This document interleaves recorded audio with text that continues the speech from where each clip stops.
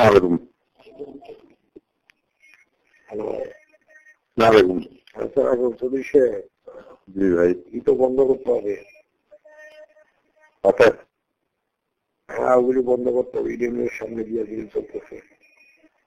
হঠাৎ করার কোনো প্রিপারেশন নাই, দেখি চারিদিকে বলি। কি নাই?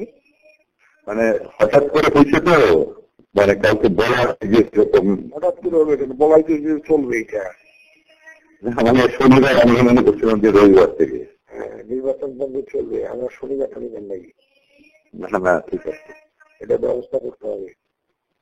নির্বাচন অফিসের ব্যাপারে কি হলো?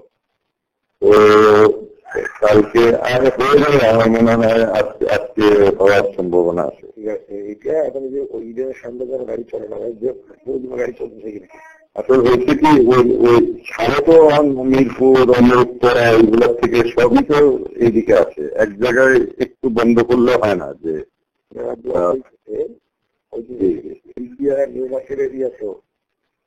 প্রতিটা জায়গায় যদি ব্লক হয় তাহলে ওই জায়গাটা একটা ব্যাপক ব্লক হয়। বন্ধ করেনি।